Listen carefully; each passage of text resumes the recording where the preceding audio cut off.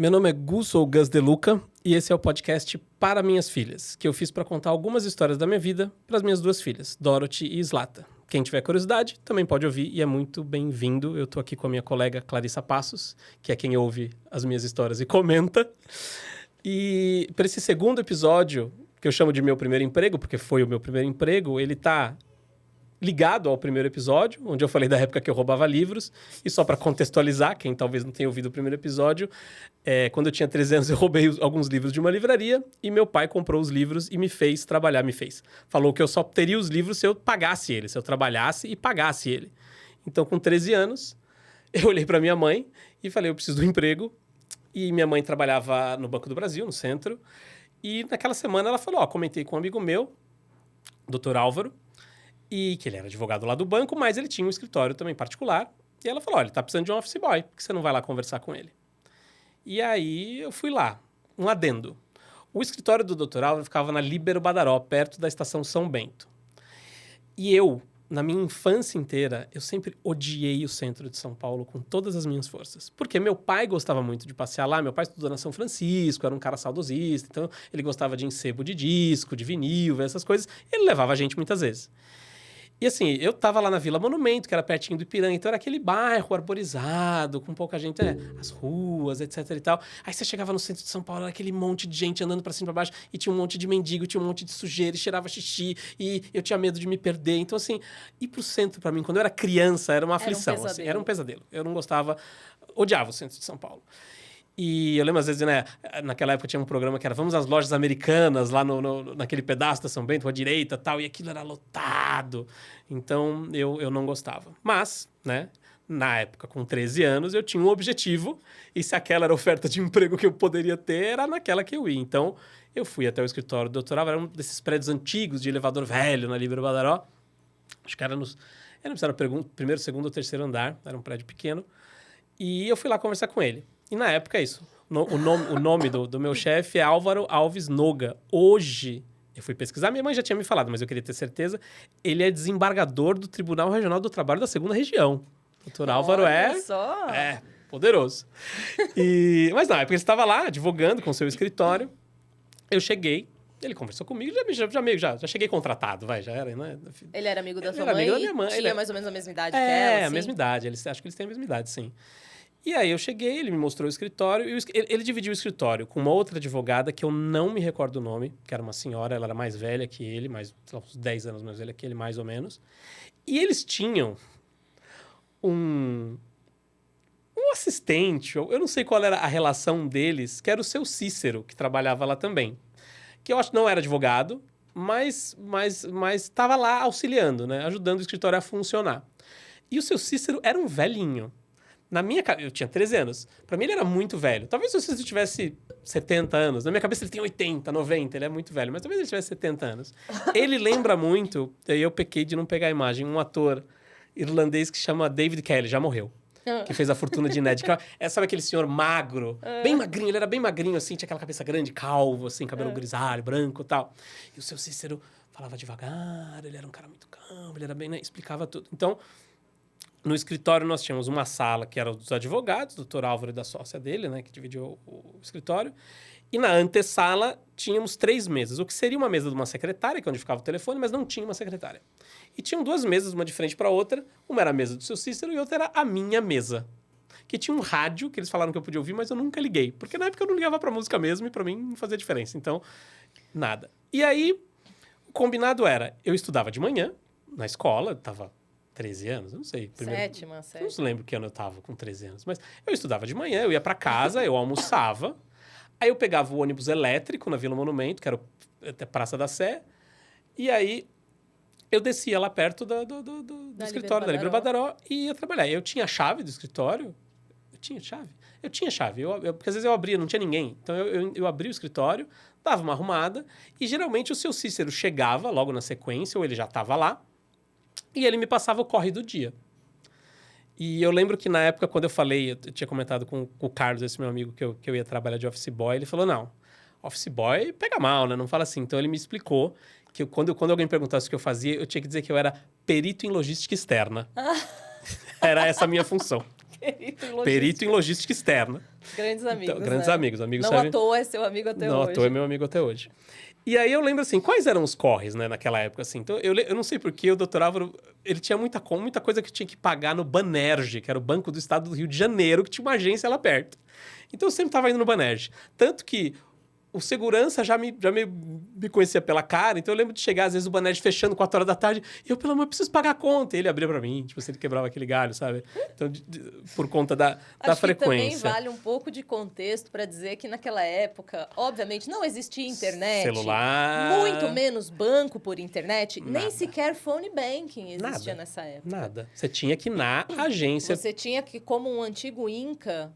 se encaminhar Sim. até a agência bancária e fazer o pagamento na boca do caixa, como faziam na Mesopotâmia. E naquela época, os office boys eram odiados, porque geralmente era aquele moleque que chegava com um bolo de conta. E ele ia travar o caixa por meia hora brincando. Lembrando que tipo também assim. naquela época, o conceito de caixa preferencial não existia. Não existia. Era para todo mundo. Era um para todo mundo.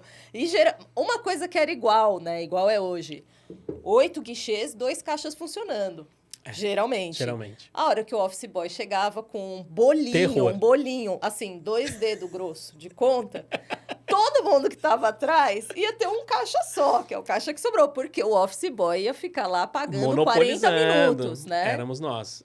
Então você era mal visto dentro do banco pelos clientes. Pela sociedade. Era tenso. Então, assim, um dos corres mais comuns era o Banerj. Aí eu lembro dessa época. Eu gostava muito, e eu sinto muita saudade. Certamente o seu Cícero já se foi, ele já era muito velho naquela época, não sei. Mas o seu Cícero, ele era assim, eu chegava no escritório, ele falava assim, Gustavo, você precisa ir na rua direita, em tal lugar, levar esse papel. Você sabe onde é a rua direita? Sei, seu Cícero. Mesmo. Não, seu Cícero. Aí o que o seu Cícero fazia? Ele pegava um papel, recortava, né? Era uma coisa que já foi usada, então, né, ele virava o papel do lado, recortava em 4. Então ele tinha uns papeizinhos dele e aí ele fazia o mapinha pra mim. Então você sai dali, e me dava o mapinha e eu ia fazer. E eu voltava com o mapinha e guardava na minha gaveta. Então, durante um tempo, eu tinha vários mapinhas do seu Cícero na minha gaveta que me diziam pra onde eu tinha que ir. Uma coleção cartográfica personalizada. Sem aquilo eu não vivia. Sem aquilo eu não vivia. E lembrando, mais uma vez, que se não tinha banco por internet, não tinha smartphone, não tinha sequer celular. Nada. Então, tudo que você podia contar era com instruções de pessoas onde entrar, ou com o famoso guia Mapograph, né? Que não fazia muito sentido para quem é pedestre, porque era feito para carro, era um bloco, era minúsculo, né? era um tijolo. Então, o seu Cícero realmente... O seu Cícero mapeou o centro para mim e me ensinou a andar no centro. Eu devo isso ao seu Cícero. E eu lembro, uma das histórias dessa época de office boy o seu Cícero virou para mim, eu lembro que eu cheguei. Então, você viu assim, Gustavo... Eu tinha que levar um disquete. Lembra aquele disquete quadradão com furo? Podia ter pego uma imagem disso. Pelo amor de Deus, eu não aguento mais dar contexto, Gustavo. Tá bom, desculpa. Era um disquete. O disquete era onde não tinha e-mail, então as informações eram via disquete de um computador pro outro. E o office boy era o cara que levava o disquete do escritório pro outro. O office boy funcionava como o quê? Como a própria internet. Ele era o fio que ligava a internet. O fio condutor, o perito em logística externa. Perito em logística externa. Então, o seu Cícero falou assim, eu precisava levar um disquete na Lapa. Eu nunca tinha ido na Lapa na minha vida. Eu não sabia o que era lá. Curiosamente, é um pouco onde a gente tá agora. A gente tá, né? É. E eu lembro que ele virou assim, você vai até o ponto aqui, no terminal, que era lá do lado. Terminal. Qual é o nome daquele terminal? Não lembro. E você vai pegar o Parque Continental. É o ônibus que você vai pegar. E aí você vai descer na avenida, tá? Você fica de olho e desce, me deu o endereço. Falei, tá bom. Aí eu vou lá, na época com passe na mão, né? O papelzinho, mas sem contexto. Contexto, né? De novo, passe, porque bilhete único não existia. Tava anos luz então, de acontecer. Me deu passe de ir, passe de voltar. E lá fui eu, sentei no banquinho e fiquei esperando o tal do Parque Continental. 5 minutos, 10 minutos, 15 minutos, num terminal 20 de minutos, ônibus num no terminal centro de de ônibus São em São Paulo. É muito tempo. É muito tempo. Eu já tava com o saco na lua. Aí, aparece um ônibus. Parque da Lapa. Porra, meu amigo, vai pra Lapa. Na minha cabeça, a Lapa era tipo a Vila Monumento. O bairrinho onde eu... tem 10 ruas pra cá, 10 ruas pra cá. Eu me viro, eu acho. Tipo Quando assim, chegar na Lapa, eu vejo, entendeu? Eu descubro. E assim, certamente ele vai passar nesta rua onde o tal do Parque Continental passa, porque é tudo na Lapa. Acenei, subi no tal do Parque da Lapa. Eu não sei se vocês sabem o tamanho da Lapa, que tem uma subprefeitura própria. A Lapa é grande. E eu descobri da pior maneira possível. Eu sei que eu peguei o ônibus e eu ficava olhando as placas das ruas, né? Porque quando chegar na rua que eu tenho que descer, eu chamo e desço. E vai. E não chega nunca. E ele chega no ponto final. Que na minha... Até hoje eu não sei onde é. Não fui pesquisar também. Mas eu acho que tinha um cemitério. Tinha alguma coisa grande perto. Na minha cabeça era um muro de cemitério, um muro de... Não sei. Eu sei que eu desci nesse ponto final e eu falei, caceta. Bom, deve ser pra lá. E comecei a andar pela Lapa, na esperança... Não, voltar não. Porque eu vim de lá. Então, pegar outra rua... Você foi além. Eu vou chegar na rua tal. Eu vou achar a rua tal. E eu comecei a andar. E tava sol. E eu andei. E eu andei. E eu andei, e eu andei. E eu lembro da cena ridícula de chegar numa rotatória, sair por uma rua e 15 minutos depois chegar na mesma rotatória por outra rua e falar, meu Deus, não acredito que eu tô passando por isso. Eu tinha que entregar o disquete, eu tinha que voltar pro escritório, o tempo tá passando. Eu sei que assim, eu não tenho ideia de quanto tempo eu andei perdido na Lapa.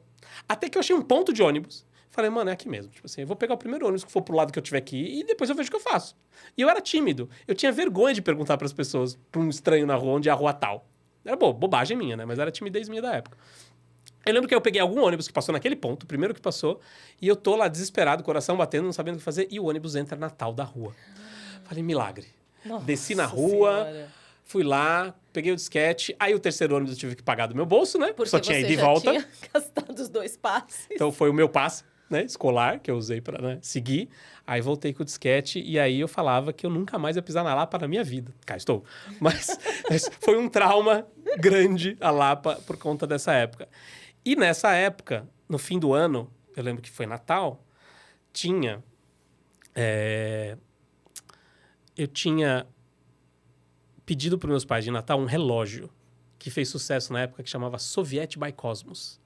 Nossa. Era um relógio preto com uma estrela, CCCP, e ele era um flashback agora com esse nome. By Cosmos. Na propaganda era o cara segurando na mão do outro, postando pro muro, assim. Era uma coisa assim, uau!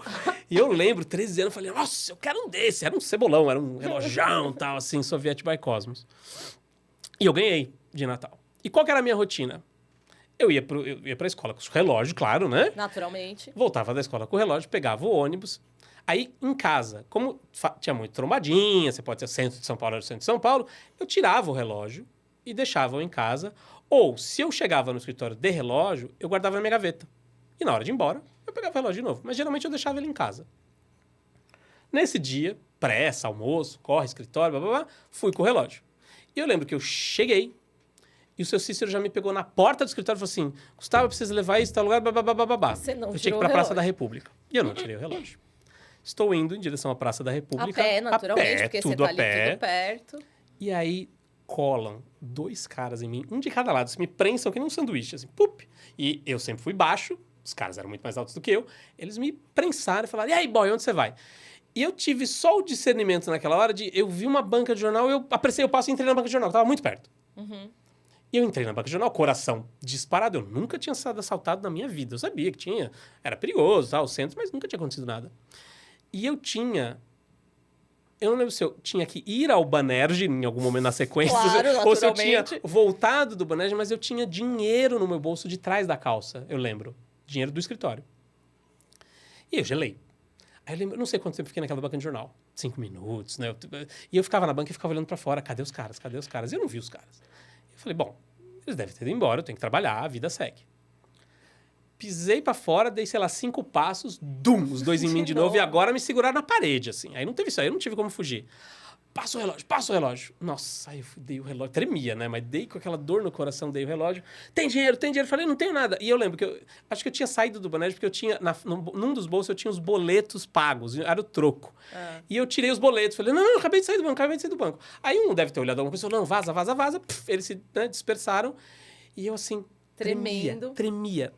Quantos anos você tinha? 13 pra 14, 13, 14. Tremia que nem fala verde. Aí eu lembro só que assim, eu não fui pra onde eu tinha que ir. Eu voltei pro escritório, segurando o choro.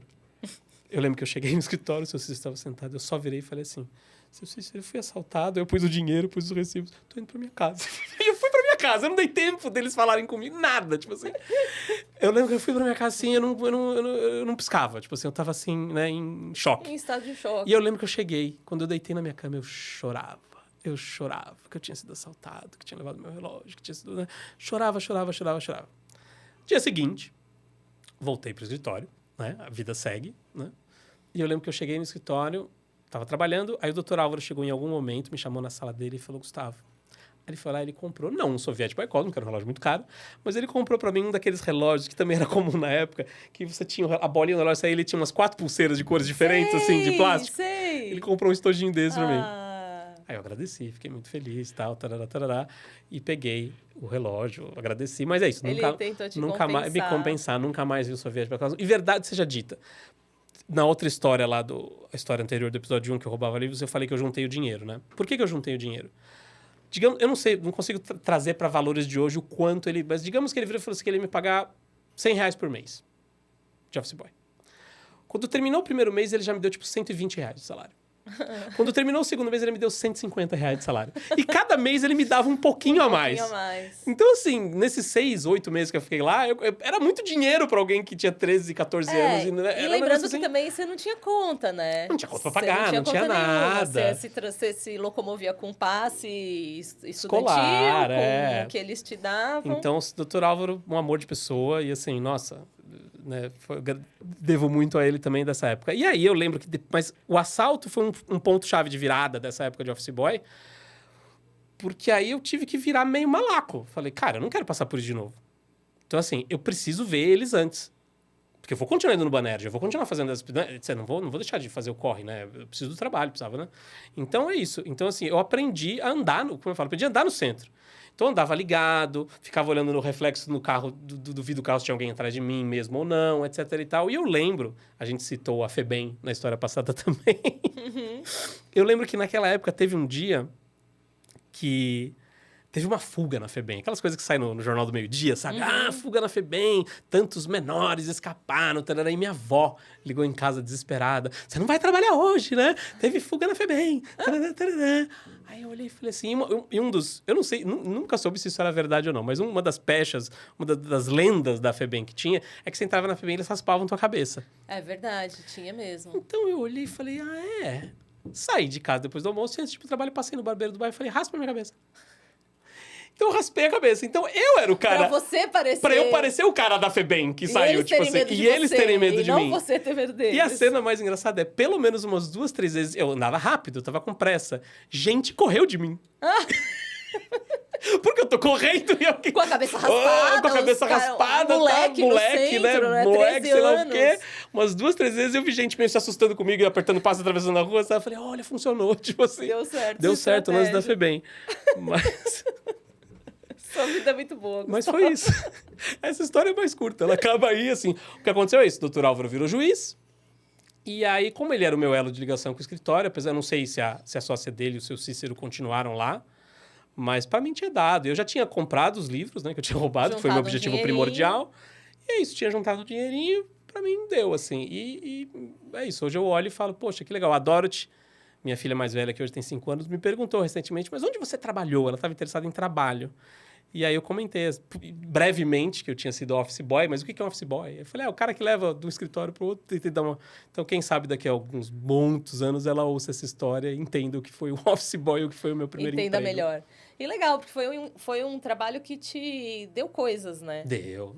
Além de um relógio de pulseira. Tudo bem que você teve que perder o Soviet Cosmos. Mas tudo bem. Te deu muita coisa, Deu muita coisa. Te ensinou a andar. No centro. Eu mudei minha perspectiva do centro. Foi importante, assim. Ainda não era o lugar que eu mais gostava de estar, mas era o lugar onde eu sabia estar. Então, isso já faz uma grande diferença. Com certeza. É isso. Acho que Muito bom. A gente tem 35 minutos. Então, acho que dá pra...